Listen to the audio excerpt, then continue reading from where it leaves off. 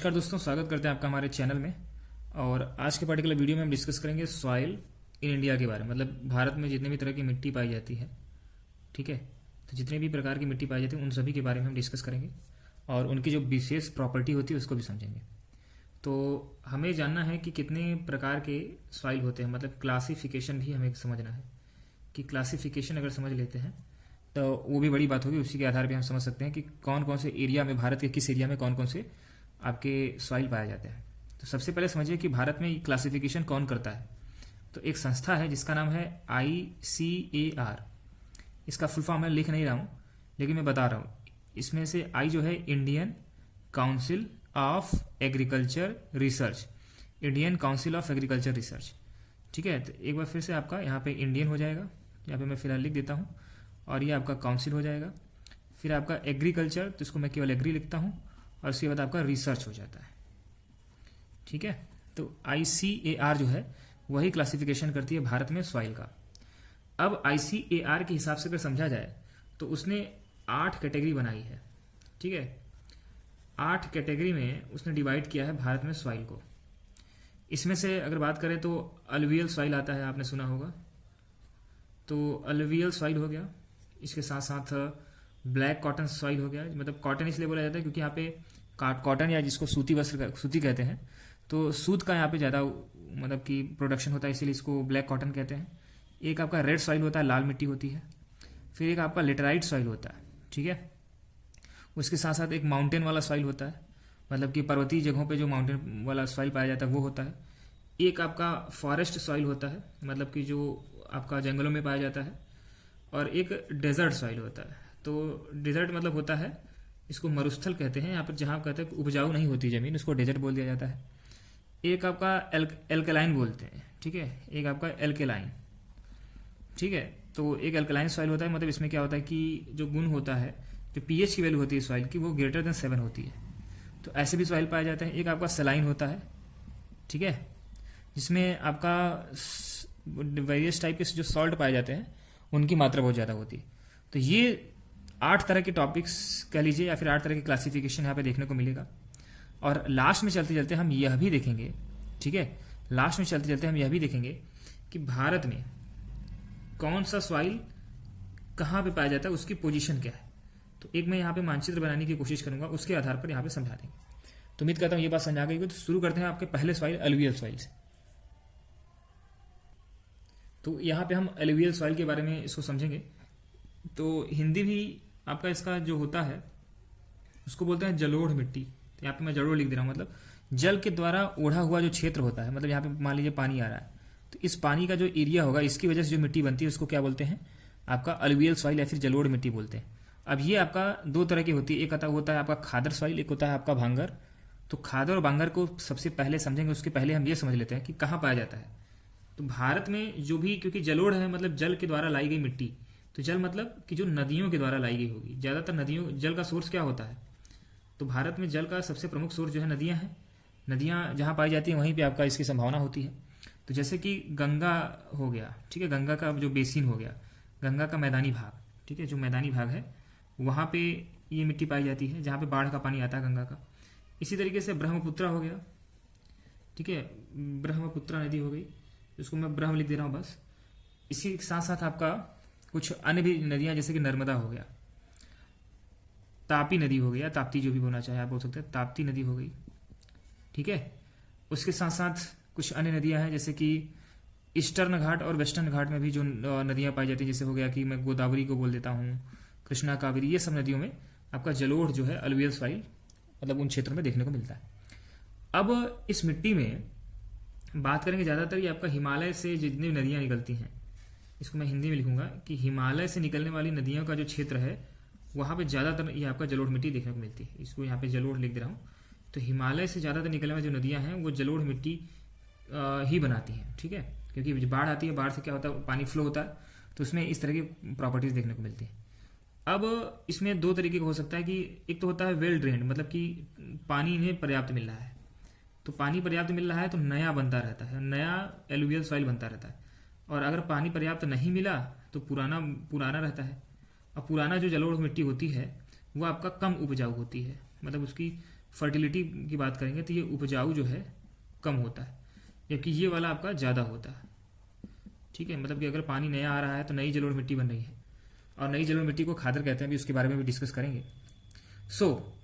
इसमें जलोढ़ मिट्टी में अगर जो एक अन्य जो खासियत कह लीजिए या फिर कमी कह लीजिए, इसमें फास्फोरस जो होता है, ठीक है, फास्फोरस जो होता है उसकी कमी पाई जाती है। कभी आपसे कोई पूछे कि जलोढ़ में क्या क्या तत्व अवयव पाए जाते हैं, तो फास्फोरस जो होता है उसकी कमी पाई जाती है, डिफिशियंसी पाई जाती है।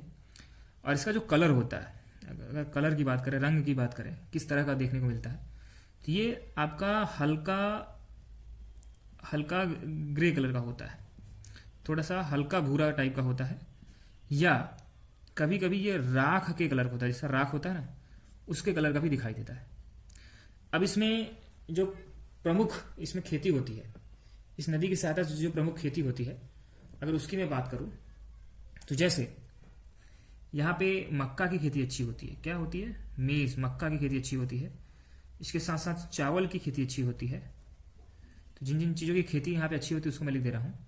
गेहूं की खेती, वीट की खेती अच्छी हो जाती है। ठीक है, उसके साथ साथ गन्ना की खेती अच्छी होती है, शुगर केन की खेती अच्छी होती है। ठीक है, और जो भी तेल या ऑयल निकालने वाले जो भी बीज होते हैं उसकी खेती भी यहाँ पे ठीक ठाक पाई जाती है। अब जैसा मैंने कहा था आपसे कि अब इस बात का भी डिस्कशन करेंगे कि कितने तरह के जो आपका जलोढ़ मिट्टी होती है पाई जाती है। तो आप समझिएगा, एक होता है आपका खादर, यहाँ पे मैं लिख दे रहा हूँ, एक होता है आपका खादर।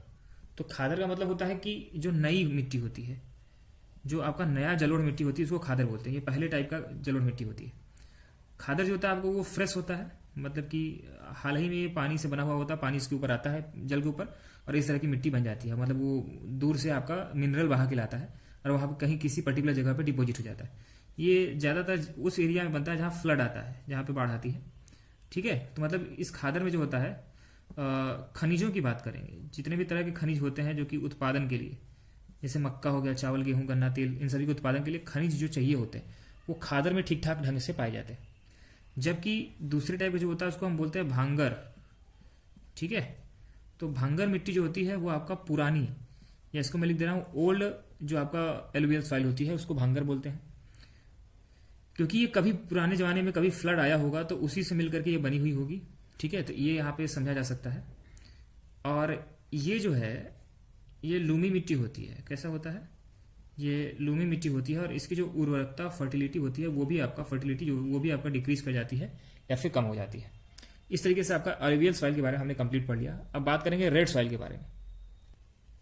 अब जो दूसरी टाइप की मिट्टी पाई जाती है उसको हम रेड सॉइल के नाम से जानते हैं, और इसको लाल मिट्टी भी कहते हैं। क्या कहते हैं? लाल मिट्टी कहते हैं। तो इसके बारे में समझते हैं। तो सबसे पहले आप ये जानिए कि जो जलोढ़ मिट्टी की बात मैंने की थी वो भारत में सबसे अधिक पाया जाने वाला मिट्टी थी। तो ये आपका सेकंड ज़्यादा पाई जाने वाली मिट्टी है भारत में। ठीक है, अब बात करते हैं कि सेकंड हाईएस्ट पाई जाने वाली मिट्टी है और ये कहाँ पाई जाती है। तो साउथ में अगर बात करें, जैसे कि अगर मान लें थोड़ा सा भारत का नक्शा बनाने की कोशिश करता हूँ मैं, तो अब इसमें साउथ में जो है यहाँ पे तमिलनाडु, ठीक है, तमिलनाडु आपका साउथ में। यहाँ पर अगर बात करेंगे तो ये आपका बुंदेलखंड का जो रीजन पाया जाता है, बुंदेलखंड का, यहाँ पे मैं बुंदेलखंड लिख दे रहा हूँ, तो बुंदेल लिख दे रहा हूँ तो समझ जाइएगा। तो उत्तर में बुंदेलखंड, वहाँ से लेकर के नीचे का जो क्षेत्र है, ठीक है, नीचे का ये जो क्षेत्र दिखाई दे रहा है, अभी इसको मैं नक्शा अच्छे से बना के दिखाऊंगा, लेकिन अभी थोड़ी देर के लिए समझ लीजिए। तो यहाँ से लेकर के यहाँ तक आपका ये लाल मिट्टी पाई जाती है। लेकिन हाँ, नदियों का जो आपका बेसिन होता है उसको छोड़ देंगे, क्योंकि वो आपका जलोढ़ मिट्टी के अंतर्गत आता है। इसी के साथ साथ अगर ईस्ट में बात किया जाए, ठीक है, मतलब ईस्ट ये हो जाएगा आपका, वेस्ट हो जाएगा। तो अगर ईस्ट में मैं बात करूँ तो यहाँ पे कहीं पे जो पॉइंट है इसको मैं प्लस दिखा रहा हूँ, इस पॉइंट में ये आपका राजमहल तक, ठीक है, राजमहल के क्षेत्र तक ये आपका पाया जाता है। उसके साथ साथ आपका अगर वेस्ट की बात करूंगा, मतलब कि पश्चिम की बात करूंगा, तो पश्चिम में गुजरात में भी आपका इस तरह की मिट्टी देखने को मिलती है। तो गुजरात से लेकर के यहाँ पे असम वगैरह तक, और यहाँ पे तमिलनाडु के कई क्षेत्रों तक, और बुंदेलखंड, मतलब ये जो रीजन है इसका इतना फैला होता है, इतना दूर तक फैला होता है। आप जानते हो कि ये आपका पेनिनसुलर इंडिया में पाया जाता है, मतलब कि जो भारत का पठारी भाग है, ठीक है, जो भारत का पठारी क्षेत्र है, पठारी एरिया है, वहाँ पे ये आपका रेड मिट्टी, लाल मिट्टी देखने को मिलती है। ठीक है, तो उम्मीद करता हूँ ये बात तो आपको समझ आई हो गई होगी।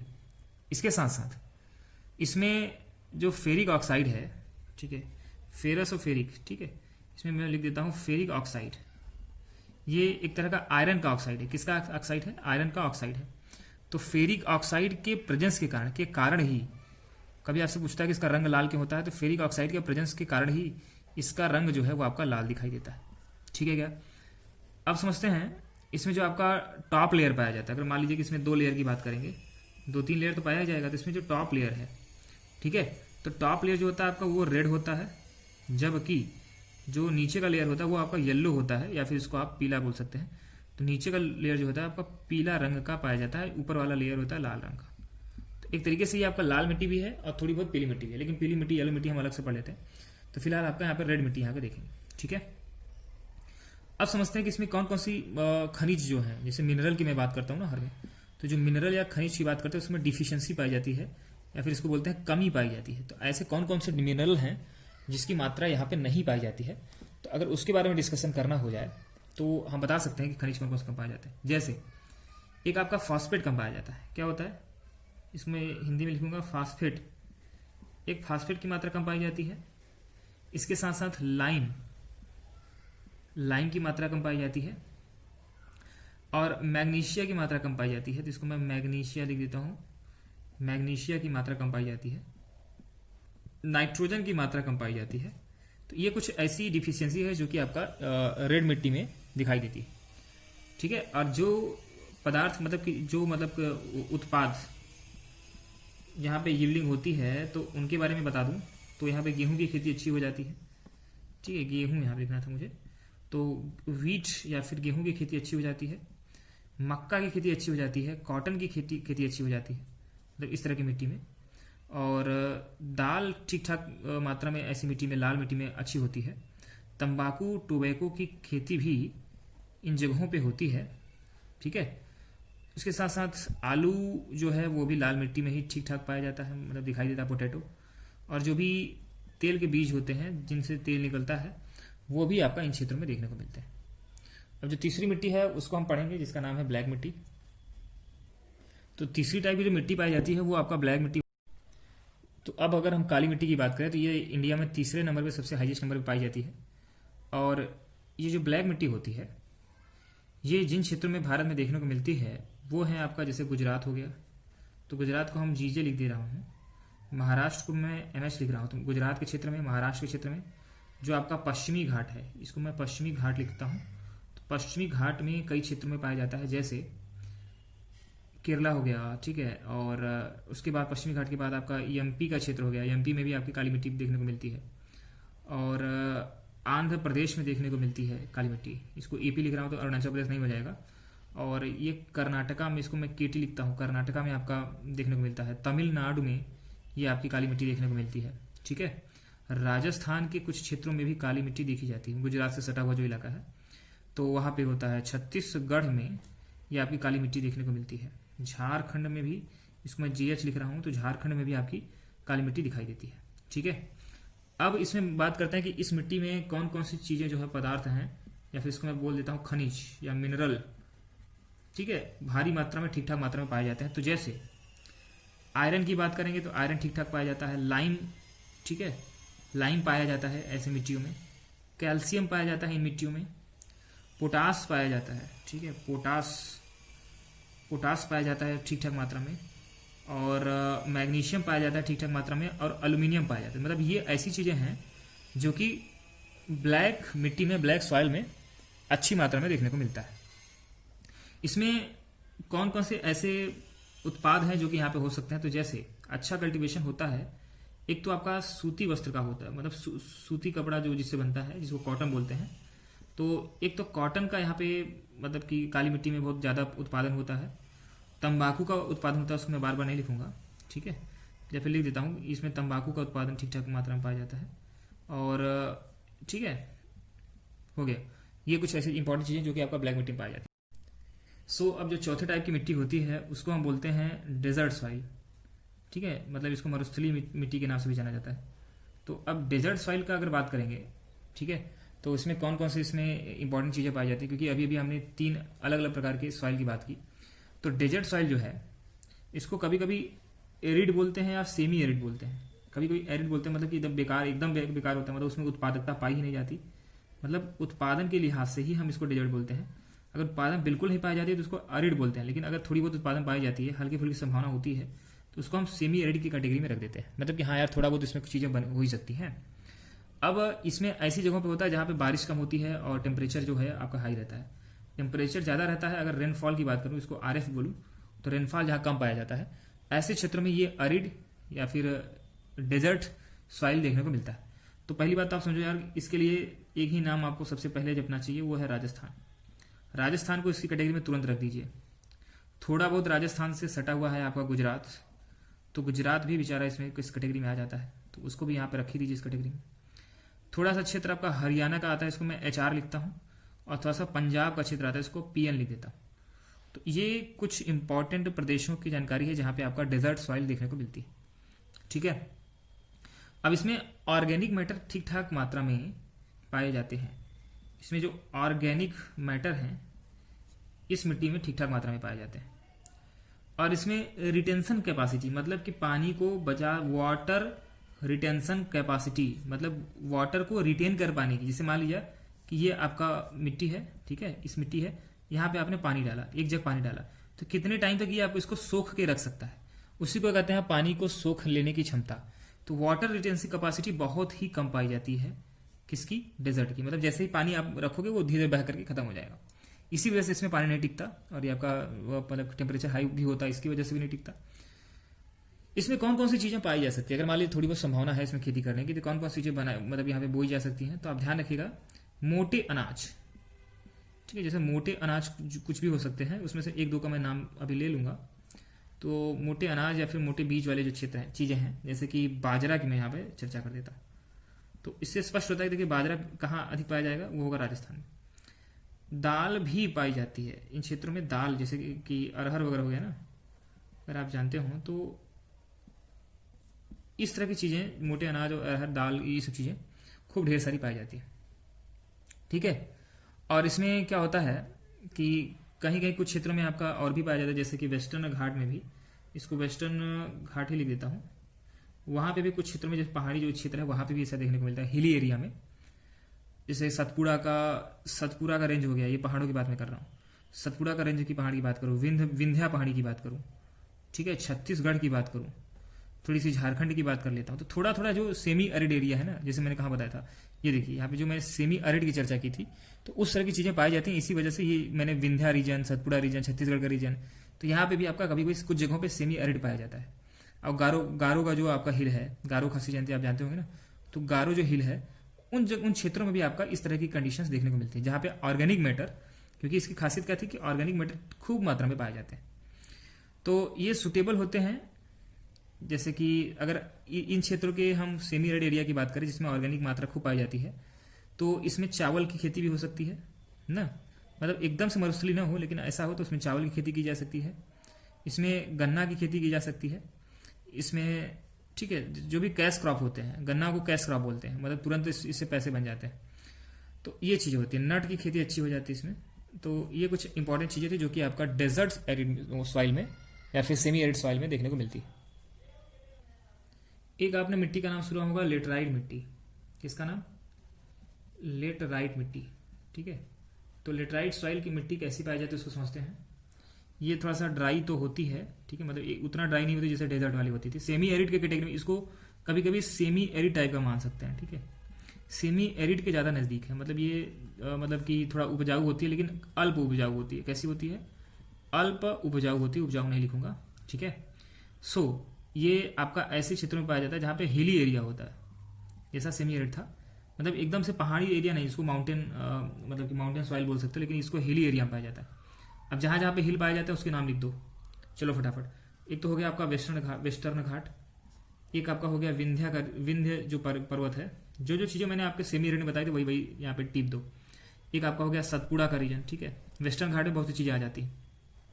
उसके साथ साथ गारो खासी जयंतिया जो है उसको भी यहाँ पे इंक्लूड कर डालो, ठीक है। छत्तीसगढ़ में भी छोटे छोटे पहाड़ पठार पाए जाते हैं। झारखंड में छोटे छोटे छोटा नागपुर का पठार टाइप की चीज़ें पाई जाती हैं। जो वेस्ट बंगाल है उसमें भी इसी तरह का जो लेटराइट सॉइल है वो चीज़ें देखने को मिलती है। इसमें क्या होता है कि ये ऑर्गेनिक ऑर्गेनिक जो होते हैं, ऑर्गेनिक पदार्थ, कार्बनिक पदार्थ जो होते हैं वो कम पाए जाते हैं। क्या होता है? कार्बनिक पदार्थ कम पाए जाते हैं। और इसमें जो चीज़ें जैसे कि नाइट्रोजन हो गया, पोटेशियम हो गया, ठीक है, लाइम हो गया, पोटास हो गया, ठीक है, तो ये सब चीज़ें की मात्रा की डिफिशियंसी रहती है, मतलब कम पाए जाते हैं। इसको मतलब डिग्रेड कर दिया मैंने यहाँ पे, तो वो आप समझ सकते हैं। अब इसमें जो जो चीज़ें उत्पन्न की जा सकती है, तो इसमें चावल होता है, क्योंकि आप जानते हो कि ऐसे भी समझ सकते हो कि कहाँ गया ये, वेस्ट बंगाल में चावल ठीक ठाक मात्रा में पाया जाता है और छत्तीसगढ़ में चावल खूब पाया जाता है। तो ये कैसी मिट्टी है? यहाँ पे लेटराइट मिट्टी है। चावल के साथ साथ शुगर केन, गन्ना की खेती भी ठीक ठाक हो जाती है। तो ये सब चीज़ें हैं जो आप यहाँ पे दिखाई देती हैं। अगले टाइप की जो मिट्टी की मैं बात करूँगा, तो 6 नंबर है आपका यहाँ पे, वो है आपका माउंटेन टाइप ऑफ सॉइल है। तो माउंटेन टाइप ऑफ जो सॉइल है वो आपका एक, अब तो डेवलप कर दिया गया है इसको, ठीक है, डेवलप्ड सॉइल होता है। डेवलप्ड और नॉन डेवलप्ड सॉइल से मतलब क्या है कि मतलब यहाँ पे सॉइल के जो प्रकार है, उसकी जो प्रॉपर्टीज़ हैं उसको बदलना बहुत ही मुश्किल है, वो बदलती नहीं है, जैसा है वैसा ही रहता है। मतलब एक स्लोपी टाइप का होता है, ढलान टाइप का होता है। इसमें स्लोप का कुछ नहीं कह सकते, इसमें स्लोप तो होता ही होता है, ठीक है। जैसे मान लीजिए ये पहाड़ है आपका, तो भाई इसमें स्लोप तो होगा ना, तो इस स्लोप को तो कुछ नहीं किया जा सकता, इसमें एंगल कुछ थीटा होगा यहाँ पे, तो इस स्लोप को कुछ नहीं कर सकता। तो स्लोपी यहाँ पे सीढ़ी नुमा ही बनाया जाता है, जैसे ऐसे ऐसे करके, ठीक है। अब इसमें जो नमी है वो पाई जाती है, ठीक है, और इसमें एसिडिक नेचर भी कहीं कहीं हमें दिखाई देता है आपका इसमें पहाड़ी मिट्टियों में, ठीक है। सो ये मिट्टियाँ जो होती हैं, अब इसके हिमालय के, मतलब कि हिमालय का जो क्षेत्र है वहाँ पे पाई जाती है, क्योंकि वो भी हिमालय क्या है, वो भी एक तरह का माउंटेन है ना, तो हिमालय का जो क्षेत्र है वहाँ पे देखने को मिल जाता है। और जैसे मैंने विंध्या वगैरह में लेटराइट मिट्टी की बात की थी, तो विंध्या के जो ऊंचे रीजन है वहाँ पे भी आपका ये माउंटेन टाइप की ही मिट्टी पाई जाती है, माउंटेनियस मिट्टी ही पाई जाती है। और भी जितने भी बड़े पहाड़ हैं हमारे यहाँ, जैसे कि सतपुरा हो गया, या साउथ के कुछ जो पहाड़, ऊंचे पहाड़ हैं, उनको यहाँ पे आप इंक्लूड कर सकते हैं। तो ये तो आपका हिमालय मिट्टी हो गई। अब बात करेंगे रेड, और अब कुछ छोटी बड़ी बहुत सी मिट्टियाँ और भी पाई जाती हैं, ठीक है। अब जैसे कि अगर रेड प्लस ब्लैक दोनों मिक्स करके हम मिट्टी की बात करें, तो ऐसी भी मिट्टी हमें कहीं कहीं दिखाई देती है। अब ये कैसे बनती है? जिसमें ग्रेनाइट वगैरह की मात्रा ज़्यादा पाई जाती है, ग्रेनाइट लिख देता हूँ, ग्रेनाइट की मात्रा अगर ज़्यादा पाई जाएगी तो वहाँ पे रेड प्लस ब्लैक मिट्टी होती है, मतलब मिक्सचर होता है, कहीं रेड कहीं ब्लैक, दोनों तरह की मिट्टियाँ एक साथ दिखाई देती हैं। तो ये कोई मतलब विशेष क्लासिफिकेशन नहीं है, लेकिन हाँ ये है। इसके साथ साथ इसमें सिंचाई, अगर इरिगेशन कर दिया जाए तो इसमें जो फसल है तो वो फसलों को उपजाऊ होती है, मतलब ये ठीक ठाक मात्रा में पाई जाती है, रेड प्लस ब्लैक, ठीक है। आपने भी अपने घर के आसपास देखा होगा कि रेड प्लस ब्लैक एक साथ पाई जाती है, इसमें कोई नई चीज़ नहीं है। कभी कभी ग्रे और ब्राउन, ठीक है, तो ग्रे प्लस ब्राउन ये भी एक साथ पाई जाती हैं, ये भी मिट्टियाँ एक साथ पाई जाती हैं कभी कभी। ऐसा होता है आपका राजस्थान में आरजे में लिख देता हूँ, और ये आपका गुजरात में जीजे लिख देता हूँ, तो इन क्षेत्रों में पाई जाती हैं। इसमें आपका ग्रेनाइट, जैसे ग्रेनाइट है तो ग्रेनाइट युक्त मिट्टी जो होती है, या ग्रेनाइट या ग्रेनाइट जो भी लिखना है लिख दीजिए, ग्रेनाइट लिख दीजिए, क्वार्टज लिख दीजिए। तो इससे ऐसे मिनरल जहाँ पे पाए जाते हैं तो वहाँ पे ग्रे प्लस ब्राउन दोनों ही कलर का मिक्सचर यहाँ पे दिखाई देता है, ठीक है। अब इसमें आयरन ऑक्साइड कहीं पे भी अगर पाया जाता है, आयरन के जो भी ऑक्साइड होते हैं, ढेर सारे ऑक्साइड, तीन हेमेटाइट मैग्नेटाइट, दोनों तीनों तरह के ले लीजिए। अब अगले टाइप की जो आपका सब टाइप है मिट्टियों की, वो है आपका सब माउंटेनियस या फिर सब माउंटेन। मतलब ना तो इसको हिली एरिया में ले सकते हैं, ना तो हिल के एरिया में ले सकते हैं, ना ही बहुत बड़े माउंटेन होते हैं। तो मतलब इन दोनों के बीच का जो मिट्टी का प्रकार पाया जाता है उसको सब माउंटेनियस बोलते हैं। जैसे कि शिवालिक जो है, शिवालिक कह लीजिए, तो जो कि मतलब हिमालय का बाहरी पार्ट है, उसका जो तराई का क्षेत्र है, इसको तराई लिख देता हूँ मैं, तो उसका जो तराई का क्षेत्र पाया जाता है, तो वहाँ पे ये आपका सब माउंटेनियस मिट्टी पाई जाती है, ठीक है।